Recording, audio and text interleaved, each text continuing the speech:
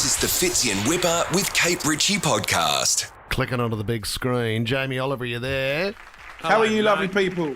Oh, we're very good, mate. Thank you so much for your time. I know how busy you are, brother. We consider you Australian. Thank you. I want a passport, so help me with that one.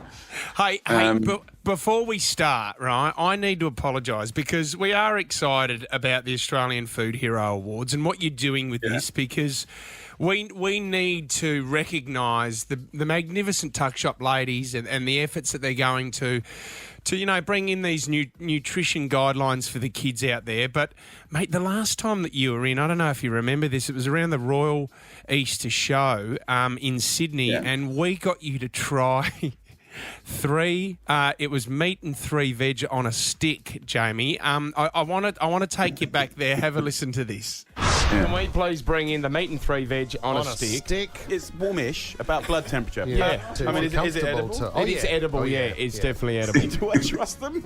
No, It's actually very nice. Once you've got over the coating of hydrogenated fat.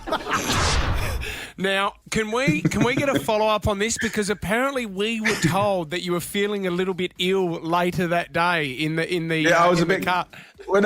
The comment is about blood temperature, which for anyone that studied biology is the same temperature that bacteria loves to multiply. So thanks for the runs, mate. Appreciate that, and it made my day even more exciting than usual. Well, we do wholeheartedly apologise for that, Jamie, but to be fair, meat and 3 veg, it does sound like the kind of meal that you would have been cooking at your parents' pub when you were roughly 11 years old. Is that right? Well, I didn't know. I thought it was normal, but actually Dad was one of few people that was like what we would call gastropub. So normal to me was 7 chefs on the line most days of the week, butchery, fishmongery, all desserts made on site, from ice creams and every pastry and meringue you can imagine. It was old classics that you would expect, like fish and chips and homemade pies, but it was like a bit more French, Germanic sort of vibes going on as well. And I thought that was normal. So, when I come down the stairs in the morning, you went straight into a dishwashing area, like a commercial one, and then up to the kitchen. So I started about 8, 9 years old, just peeling veg and doing washing up. And then at 11, I wanted to go in the kitchen where all the dirty jokes were and sort of the kind of the energy. And look, basically that traversed me having a terrible time at school where I never fitted in and I struggled with dyslexia and learning. And then at the weekends and the summer holidays, I was able to earn £1.20 an hour, which then was 120 sweets. Crazy, I always had 20 quid in my pocket because I'd always put the hours in. But by the time I was 16, having had a terrible time at school, I'd had a brilliant time in the kitchen, and just the industry, the producers, the customers in the restaurant, the idea of a pub, I think really moulded me as a person to be curious and enjoy all types of people, all ages, all backgrounds. I was very lucky. Is that where you got your wicked sense of humour from, Jamie? Yeah, I mean, listen, I have to behave to a certain level, but if you open the floodgates, I will take my jokes to any level of filth that you will allow me to. I mean, the Jamie that most Aussie knows is quite a refined one, as you all know. But the capacity for naughtiness is very high. And probably, even though you've given me diarrhea before, probably you could bring the worst out of me, I believe. That's what we love about you. The way that you converse with, and we were just talking about the tuck shop ladies, but you've done it here in Australia, and you've gone around to schools and you're introducing nutritious meals to the kids out there, which is so important. But what was in your lunchbox? What was Jamie Oliver's lunchbox when he went to school when he was a child? Because we lived in the pub, like my mum would pack we'd have all the stuff from the buffet because we used to do sandwiches and salads from one side of the pub. So I had an amazing lunchbox, and I used to tell her that I was still starving because I was growing, so she'd give me double. So then I'd go to school and I'd sell them.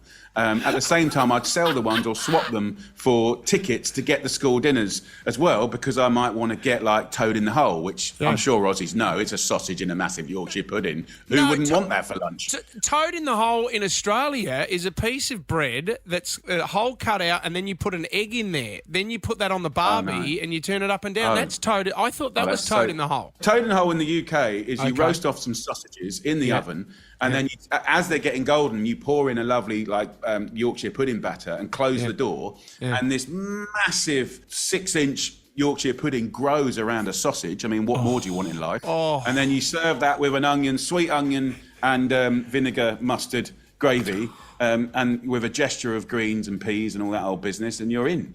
Oh, that is magnificent. I'll send you a picture. Yeah, next time you're down in Australia, you're cooking that for us, without a doubt. We're getting that for sure. But whenever we announce that Jamie Oliver's coming on the show, we get a lot of people get excited. They send in questions. The number one question, Jamie, is multiple kids. You've got 5 children yourself. Yeah, and I believe they're all mine. Well, that hasn't been tested yet, but we'll find out. Picky eaters at home, and this is the same with my house as well. And my wife is such a magnificent chef, but you know what? She is getting so fed up with serving the children a certain meal. They're not happy and they want another meal. So what do you do with picky eaters and multiple kids in the house? I think what we all need to do as parents is to understand that kids are not very nice. You know, Yes. they're really hard. And you've got to put up with a lot, and you have to take the long game, which for a lot of people that want stuff now is a big ask. So first of all, kids often, because they're snacking all day, they're never really hungry at lunch. Yeah. So that screws things up, because if you're hungry, you generally try things and you eat. Of course. I do little things like, I'll always, before I get there, whatever it is for lunch or dinner, I'll always rattle out like it could be a simple salad of just grated carrot dressed, or it could be a mixed salad, or this or that, a slaw, a salsa, some little tacos. Any way of getting, like, while they're at their most hungry, I'll whack something in the middle. Maybe 5 times out of 10, they'll just like poke it about and like be miserable and say stuff. But that over the course of years ends up with a kid that isn't frightened by colour or texture, because that's what it is. It's essentially, like, kids are not genetically born to eat nuggets and burgers and pizza. It's called marketing. So as a parent, you have to take on this role as marketing food, ingredients. Of course. And that's why some people say, I can't afford to go down the farmer's market. It doesn't matter. Don't buy nothing. Just start at the top and walk down the bottom. And those people who are earning a hard dollar or pound will get you to taste things. They'll show you things. Normally on their stands, it shows you where stuff has come from and how they've milked a goat and made that cheese or yogurt. And also, you've got to remember as well, the industry in the world we live in trains kids to sugar, and it doesn't really train those other things like bitter and sourness. Jamie, you're a celebrity chef yourself, but you've also cooked for many celebrities over the years. Is there any particular celebrity that's really put the pressure on?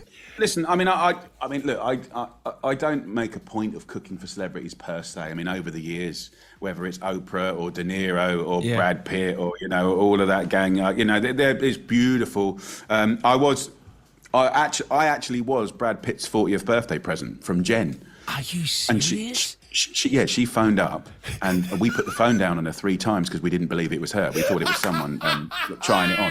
So she had to go through her agent to my agent, but I didn't really have an agent, so it took a bit of a while. But basically, we got flown out. I just did it. She said, would you cook for Brad? He's well into the Naked Chef and all that business. Like, he watches it on TiVo and all that. And I said, absolutely. And I'm like, I'll do it for love, because I love you guys. I had 2 students from 15 that they didn't even have a passport. Awesome. And they'd never flown. So their first time flying was like Virgin upper class with a bar, with a pair of free. Before you know it, you've got like 2 students that couldn't believe what happened to them. Within 30 seconds, they were in the pajamas they give you. I'm like, we haven't even taken off, dude. Like, you know, and we went and cooked a meal, and in there was just like Ed Norton and just like, you know, Courtney Cox. I mean, it was amazing. But look, I don't purposefully do. I only do it for either if I'm working in the restaurant and they're in, or if I'm asked and I love or admire someone, which was the case with Jen and Brad. Like we had Oprah come in the restaurant, which is always, she's amazing, and I've actually worked for her for 8 weeks before as well. That was good. So do you, and Jamie, do you get to let your hair down a little bit? I mean, if you've got Jen and Brad there and they're having a couple of beers at the restaurant, do you get involved? Yeah, well, look, it was Brad's 40th, so I've known him for 20 years now. So it's been they're both beautiful people. I haven't seen Brad for a while, but I saw Jen not so long ago, a couple of weeks ago, and she's everything you would want her to be and more. Bit of celebrity gossip.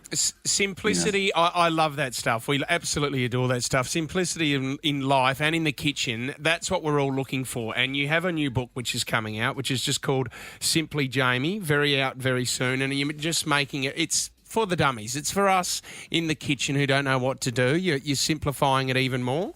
Yeah, I mean, you said that, not me. This interview is packing so much in. Like, you are a very robust journalist. We've got celebrity gossip. We're now plugging my next book that wasn't my intention, but thank you very much. I've got to pay some bills. Well. Yeah. For every book sold, I'll get $1.50. So thank you very much. I appreciate that. You'd think what would... This book is stripping it back to its bare essentials, step by step, handheld. Little rituals that you can do that are super simple, that are delicious. And the thing about a book that's very beautiful is when you promise something on the front of the cover and you live it throughout the book, you end up... I've always done simple recipes, but I've always mixed it up with other kind of recipes. This book is just that world. So yeah, it's a safe place, especially if you want to kind of mix up your cooking. But thank you for that. I didn't expect that. Well, you're a superstar, sir. We love you down here, and we know how much time you have for Australia. And this is a great initiative, everybody. It's the awards. They celebrate all these amazing individuals, the community groups, the schools. And we all know, day in, day out, they make sure that Australian kids are well nourished and they're supported. It's the Australian Food Hero Awards. And nominations are now open. If you want to nominate your food heroes, if there's someone in your area, if it's your tuck shop lady, if it's someone... It could be Jamie's son who's working here in Sydney at a bakery. It could be anyone, but you can nominate them at jamieoliver.com/Food Hero Awards. Get involved. And, mate, next time you're down, please come into the studio. We will not be handing you a meat and 3 veg on a stick ever again. Mate, please don't give me the runs again. Can I add to your brilliant little introduction? Am I allowed to add to that? Just quickly to your listeners. Yes. It would mean the world to me if your listeners... If they know someone doing anything that engages food and people, community and kids, to pass it on, to go a little bit further, please nominate, because this is real people. There's thousands of them around Australia doing extraordinary things, and their stories haven't been told. Often their stories would make you want to cry because they're such good people. So my job and yours today is to help amplify them, give them a pat on the back, shine a light on them, and hopefully make their life a bit easier to do even more good stuff and inspire even more people. So I appreciate your help a lot, mate. Thank you so much. Anytime. jamieoliver.com/Food Hero Awards. We know how busy you are, brother. Thank you so much for your time, mate. We can't wait to see you down here again soon. Thank you, mate. See you in November. Fits in Whipper with Kate Ritchie is a Nova podcast. For more great shows like this, download the Nova Player via the App Store or Google Play. The Nova Player.